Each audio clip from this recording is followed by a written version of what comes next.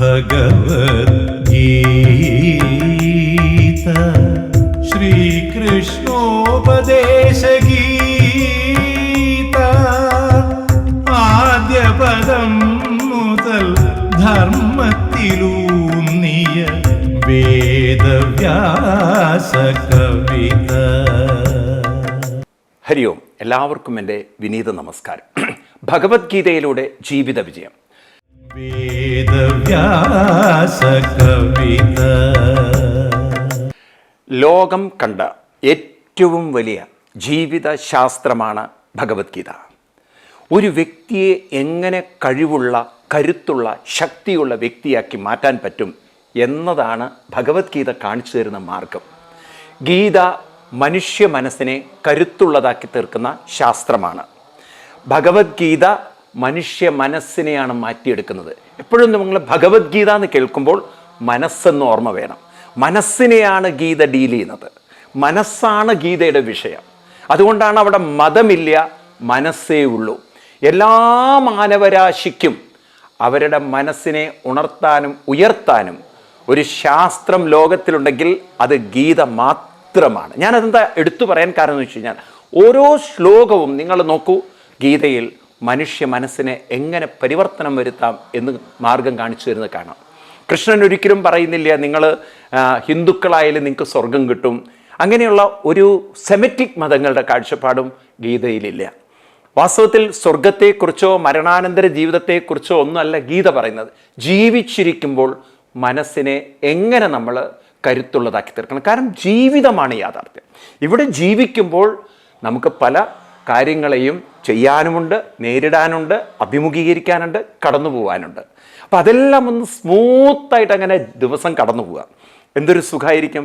നേരെ മറിച്ച് പ്രതിസന്ധികളും പ്രശ്നങ്ങളും പ്രയാസങ്ങളും പരിഭവങ്ങളും പ്രലോഭനങ്ങളും പരീക്ഷണങ്ങളുമായിട്ട് ഇങ്ങനെ കെട്ടിമറഞ്ഞ് അങ്ങനെയും ജീവിക്കാം. നിങ്ങൾ നോക്കുക, എത്രയോ ആളുകൾ വിദ്യാഭ്യാസമുള്ളവരിന്ന് ഹൈലി ടെൻഷനും സ്ട്രെസ്സുമായിട്ട് ജീവിക്കണം.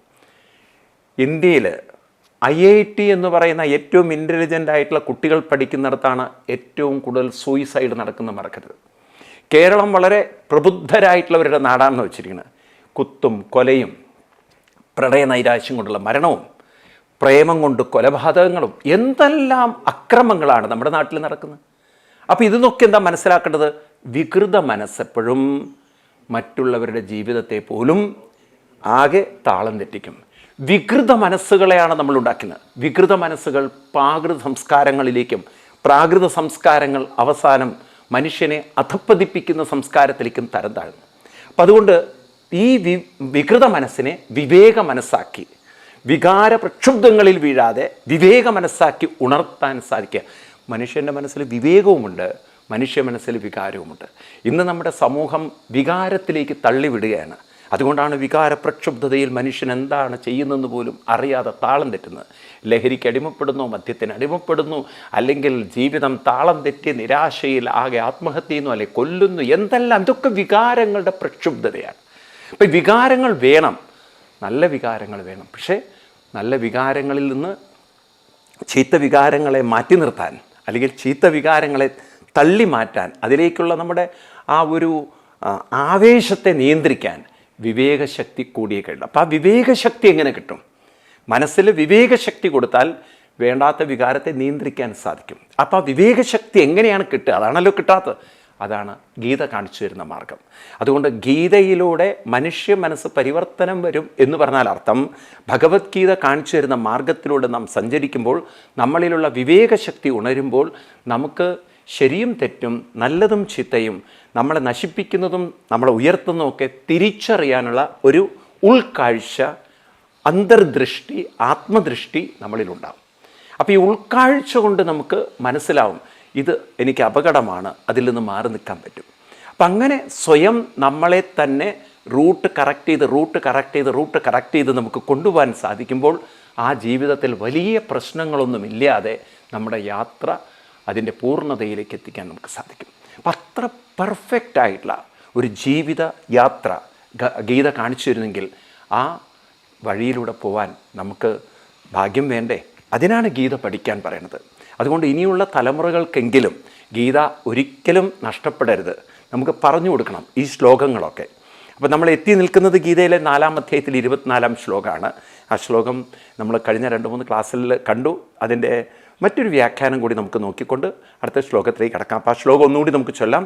4:24 ബ്രഹ്മാർപ്പണം ബ്രഹ്മഹവി ബ്രഹ്മാഗ്നോ ബ്രഹ്മണാഹുതം ബ്രഹ്മൈവ തേന ഗന്ധവ്യം ബ്രഹ്മകർമ്മ സമാധിന. എന്തൊരു ഭംഗിയാണ് ആ വാക്കുകൾ നോക്കൂ. ബ്രഹ്മാർപ്പണം ബ്രഹ്മഹവി ബ്രഹ്മാഗ്നോ ബ്രഹ്മണാഹുതം ബ്രഹ്മൈവ ഗന്ധവ്യം ബ്രഹ്മകർമ്മ. എത്ര പ്രാവശ്യമാണ് ബ്രഹ്മ ബ്രഹ്മ ബ്രഹ്മ ബ്രഹ്മ ബ്രഹ്മ ബ്രഹ്മ എന്നുള്ള ആ വാക്ക് ആവർത്തിക്കുന്നത്.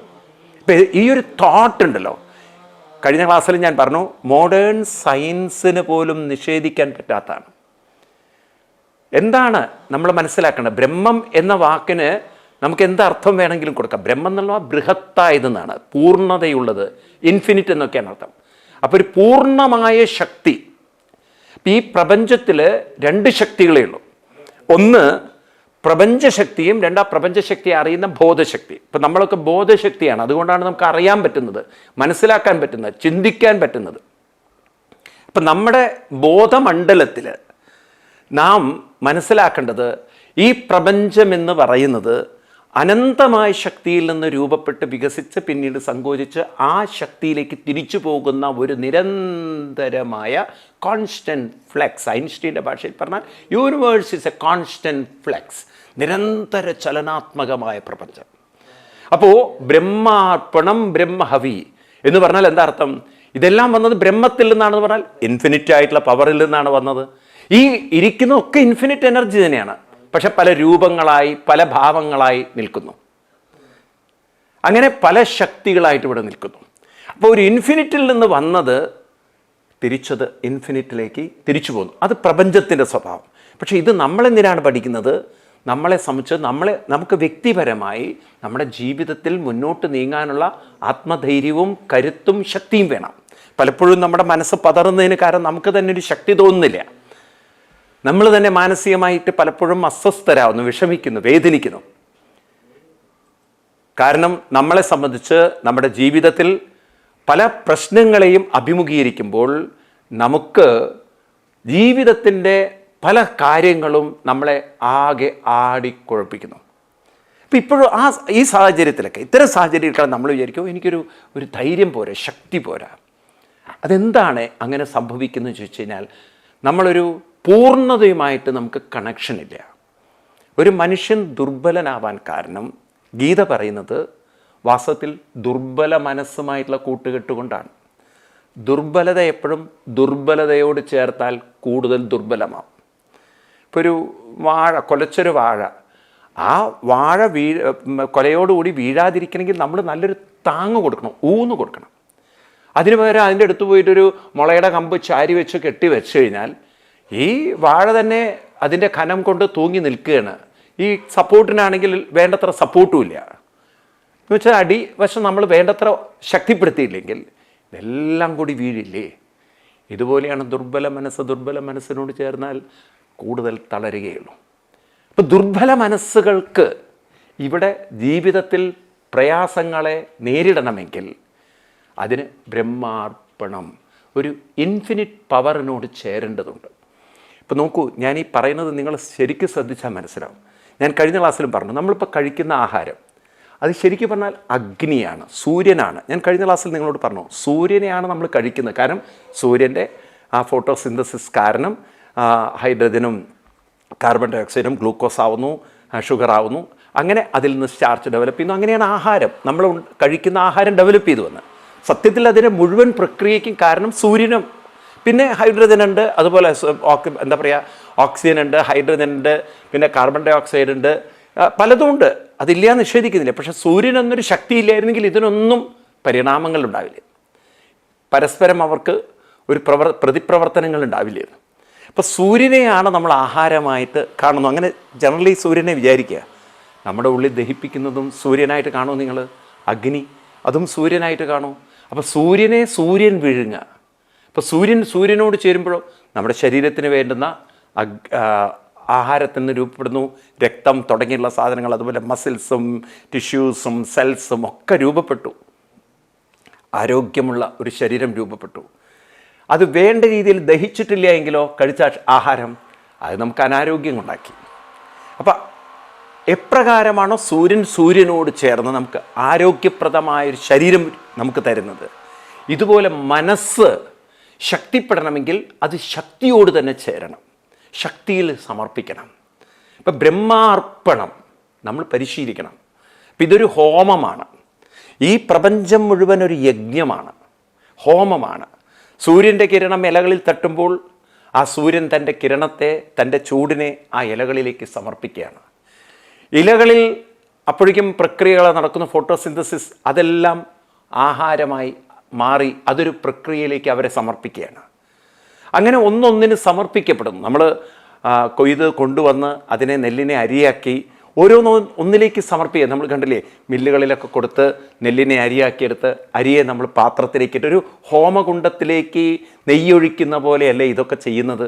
മില്ലിൽ കൊണ്ടുവരുന്നതും അതുപോലെ മില്ലിൽ നിന്നെടുത്ത് അരി പാത്രത്തിലിടുന്നതും, പാത്രത്തിലിടുന്ന നമ്മുടെ വായിലിടുന്നു, ഹോമകുണ്ടത്തിലേക്ക് ഇടുന്ന പോലെ. അവിടെ നിന്നത് അഗ്നി നിറഞ്ഞു നിൽക്കുന്ന ഉദരത്തിലേക്കെത്തി ആ ഹോമത്തിൽ അതങ്ങനെ സമർപ്പിതമാവുന്നു. ഇപ്പം ഇവിടെ എല്ലാം ഒരു സമർപ്പണ ഭാവത്തിലാണ് വികസിച്ചു വന്നത്. സമർപ്പണത്തിലാണ് വികാസം. അപ്പം എവിടെ സമർപ്പിച്ചാലാണ് വികാസം, എവിടെ സമർപ്പിച്ചാലാണ് സങ്കോചമുണ്ടാവുന്നത്, ഇത് നാം തിരിച്ചറിയണം. മനസ്സ് നല്ല കൂട്ടുകെട്ടിലല്ല സമർപ്പിച്ചതെങ്കിൽ ആ മനസ്സ് ശുഷ്കിച്ച് മുരടിച്ച് അങ്ങനെ ദുരിതം അനുഭവിക്കാം. അതാണെന്ന് പ്രണയ നൈരാശ്യത്തിലൊക്കെ തകർന്നു പോകുന്നത്, ലഹരിയിൽ സമർപ്പിക്കപ്പെട്ട ജീവിതം തകർന്നു പോകുന്നത്, മദ്യത്തിൽ സമർപ്പിക്കപ്പെട്ട ജീവിതങ്ങൾ തകർന്നു പോകുന്നത്. അപ്പം നിങ്ങളുടെ മനസ്സ് തകരാതിരിക്കാൻ അതിനെ സമർപ്പിക്കണം. എവിടെയാണ് സമർപ്പിക്കുന്നത്? ബ്രഹ്മാർപ്പണം. അപ്പം എന്താണ് ഈ ബ്രഹ്മാർപ്പണം? ബ്രഹ്മത്തെ നമ്മളാരും കണ്ടിട്ടില്ല. അപ്പം ബ്രഹ്മം എന്ന് പറഞ്ഞാൽ പോസിറ്റീവായിരിക്കുന്ന, നല്ലതായിരിക്കുന്ന, ശ്രേഷ്ഠമായിരിക്കുന്ന, മഹത്തായിരിക്കുന്ന, നമുക്ക് ശ്രേയസ് തരുന്ന സച്ചിന്തകളെ ആണ് ബ്രഹ്മം എന്ന് പറയുന്നത്. അപ്പം നല്ല ചിന്തകളിലേക്ക് മനസ്സിനെ സമർപ്പിക്കുക എന്നേ അർത്ഥമുള്ളൂ. കൃഷ്ണൻ പറഞ്ഞത് ശരിയല്ലേ? ഇന്നിപ്പോൾ പോസിറ്റീവ് തിങ്കിങ് എന്നൊക്കെ പറയുന്നതാണ് കൃഷ്ണൻ പറയുന്നത്. തിങ്ക് പോസിറ്റീവ് എന്ന് പറഞ്ഞാൽ നല്ല ചിന്തകളിൽ. ഈവൻ നിങ്ങൾ ക്ഷേത്രത്തിൽ പോയാൽ എന്താ ചെയ്യേണ്ടത്? വെറുതെ തൊഴുതു പോകരുത്. വഴിപാടും കഴിച്ചിട്ട് തിരുമേനിയെ കൊണ്ട് പുഷ്പാഞ്ജലിയും കഴിച്ചിട്ട് തിരുമേനിയൊക്കെ ശരിയാവും, ഒക്കെ ശരിയാവും. നിങ്ങൾ 10 രൂപയെ കൊടുത്തുള്ളെങ്കിൽ കണക്ക് തന്നെയെന്നും പറയും. കാരണം നിങ്ങൾ കൊടുക്കുന്ന കാശിനനുസരിച്ചാണ് അവിടുത്തെ കാര്യങ്ങൾ. ഞാൻ ആരെയും കളിയാക്കല്ല. അപ്പം പറഞ്ഞു വരുന്നത്, നിങ്ങൾ അവിടെ പോയി നിങ്ങൾ പുഷ്പാഞ്ജലിയോ എന്ത് വേണമെങ്കിലും കഴിച്ചോളൂ. പക്ഷേ അതിൻ്റെ കൂടെ ഒരു ഭാഗത്തിരുന്ന് കുറച്ചു നേരം ഒരു നാമജപത്തിൽ അങ്ങനെ മുഴുകി മനസ്സിനെ സമർപ്പിക്കുക. എന്ത് ചെയ്യുമ്പോഴെപ്പോഴും ഓർക്കുക, മനസ്സിനെ സമർപ്പിക്കുന്നതാണ് യജ്ഞം. നെയ് ഹോമകുണ്ടത്തിലേക്ക് ഒഴിക്കുന്നതാണ് നമ്മൾ ഹോമം എന്ന് വിളിക്കുന്ന പോലെ. മനസ്സ് നാമജപാദികളിൽ സമർപ്പിക്കുന്നതാണ് യജ്ഞം. അതാണ് ഭക്തി. ഭഗവാൻ അത് മാത്രമാണ് ഭക്തിയിൽ കാണുന്നത്. നിങ്ങൾ തൊഴുതു നിന്നോ, നിങ്ങൾ പ്രാർത്ഥിച്ചോ ഒന്നും ഭഗവാൻ വിഷയമല്ല. മനസ്സ് സമർപ്പിക്കപ്പെട്ടു. അതാണ് കൃഷ്ണൻ വളരെ ആവർത്തിച്ച് പറഞ്ഞത്, മയ്യേവ മന അധസ്വ. ഗീതയിൽ വരും ഇനി ഒരിടത്ത്. വേറൊരു സ്ഥലത്ത് പറയുന്നത് മാ മനുസ്മരത ചിത്തം, എന്നെ അനുസ്മരിക്കുന്ന മനസ്സ്. വീണ്ടും വരും ഗീതയിൽ തന്നെ 8-ാം അധ്യായത്തിൽ പല സന്ദർഭങ്ങളിൽ കൃഷ്ണൻ പറഞ്ഞത് മാമനുസ്മര യുദ്ധ്യച്ച തസ്മാ സർവേഷു കാലേഷു മാമനുസ്മര, എന്നെ അനുസ്മരിക്കൂ. ഈ മനസ്സ് കുറച്ചു നേരം നാമജപാദികളിൽ സമർപ്പിക്കപ്പെടുമ്പോൾ, അങ്ങനെ സമർപ്പിക്കപ്പെടുന്ന മനസ്സിൽ രൂപപ്പെടുന്ന ശക്തി, അത് നമുക്കറിയില്ല ശക്തി എങ്ങനെയാണ് വരുന്നതെന്ന്. ശക്തി രൂപപ്പെടുന്നത് മനസ്സ് സമർപ്പിക്കുമ്പോഴാണ്. അതുകൊണ്ടാണ് നിരന്തരം കുറച്ചു നേരം നാമത്തിൽ മുഴുകുന്നവർക്ക് വലിയ മനഃശക്തിയായിരിക്കും. എന്നാൽ ബാക്കി മനസ്സിനെ സമർപ്പിക്കുന്ന ആളുകളെ നോക്കൂ നിങ്ങൾ. കൂടുതൽ മൊബൈൽ അഡിക്റ്റഡ് ആയിട്ടുള്ള കുട്ടികൾ, ഗെയിംസ്, വീഡിയോ ഗെയിംസോ അല്ലെങ്കിൽ പബ്ജി പോലുള്ള ഗെയിംസ്, അങ്ങനെയൊക്കെ പൈസ കൊടുത്തിട്ട് കളിക്കുന്ന കളികളൊക്കെ ഉണ്ടല്ലോ. ഇതിലൊക്കെ സമർപ്പിക്കപ്പെട്ട മനസ്സ്, അതിലും മനസ്സാണ് സമർപ്പിക്കപ്പെടുന്നത്. പക്ഷെ ക്രമേണ ദുർബലരായി, അഡിക്റ്റഡായി, അവശരായി അവസാനം ജീവിതം താളം തെറ്റുന്നതാണ് നമ്മൾ കാണുന്നത്. നിങ്ങൾ നോക്ക്, ഏത് വീഡിയോ ഗെയിംസിലും അതുപോലെ തന്നെ ഏത് ലഹരിയിലും ഏത് തെറ്റായ കൂട്ടുകെട്ടിലും പോകുന്നവർ അവസാനം കൗൺസിലിംഗ് ലോകത്തിലേക്കാണ് പോകുന്നത്. അത് തന്നെ മനസ്സിലാക്കല്ല അവർ മനസ്സെത്രമാത്രം ദുർബലമായെന്ന്, മനസ്സെത്രമാത്രം തളർന്നു പോയിന്ന്. കാരണം അവർക്ക് അവരുടെ ജീവിത കാര്യങ്ങളെ കാണാനുള്ള ഒരു കഴിവില്ല, പക്വതയില്ല. ഞാനിന്നത് പറയുമ്പോൾ ഒരു അനുജത്തി മാനസിക വിഭ്രാന്തി വന്ന് സ്വന്തം സഹോദരിയെ കുത്തിക്കൊന്ന് മണ്ണെണ്ണ ഒഴിച്ച് കത്തിച്ച ഒരു വാർത്ത ഇന്നത്തെ പത്രങ്ങളിൽ നിറഞ്ഞു നിൽക്കുന്ന, അത് വായിച്ചതിന് ശേഷമാണ് നിങ്ങളോടിത് പറയുന്നത്. അപ്പോൾ ഒന്ന് ആലോചിച്ച് നോക്കൂ, സ്വന്തം സഹോദരി, എത്രമാത്രം സ്നേഹബന്ധം ഉണ്ടാവേണ്ട ബന്ധങ്ങളാണ്, പക്ഷെ കൊല്ലാൻ തോന്നുന്നത് എന്തുകൊണ്ടാണ്? മാനസിക വിഭ്രാന്തി. അപ്പം മനസ്സ് അതിൻ്റെ വിഭ്രാന്തിയിലേക്ക് കടന്നു കഴിഞ്ഞാൽ, ദുർബലതയിലേക്ക് കടന്നു കഴിഞ്ഞാൽ എന്ത് അക്രമവും എന്ത് ക്രൂരതയും ചെയ്യാൻ മടിയില്ല. അതുകൊണ്ട് കുട്ടികളെയൊക്കെ അമിതമായിട്ട് ഈ മൊബൈൽ അഡിക്ഷൻ ആകുമ്പം ഉപദേശിച്ച് കൊടുക്കേണ്ടതുണ്ട്. ഇന്നത്തെ അഡിക്ഷൻ, ഇന്നത്തെ അടിമത്വം നാളത്തെ അവശതയാണ്. നാളത്തെ അവശത മറ്റന്നാളത്തെ അക്രമമാണ്. അത് അവനവനും മറ്റുള്ളവർക്കും അക്രമമായി മാറും. ഏത് അക്രമവും എത്തുന്നത് അധപ്പതനത്തിലായിരിക്കും.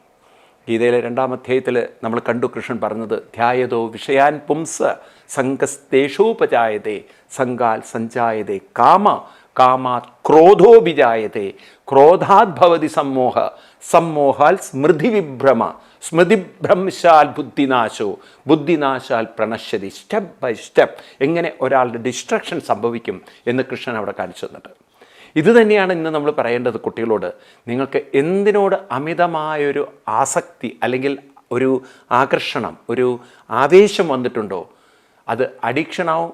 ഏത് അഡിക്ഷനും അവശതയായി മാറും, അവശത അക്രമമായി മാറും, അക്രമം അധപ്പതനമായി മാറും. അവനവൻ്റെ അധപ്പതനം മാത്രമാവില്ലേ, അതിലൂടെ മറ്റുള്ളവരുടെയും അധപ്പതനം.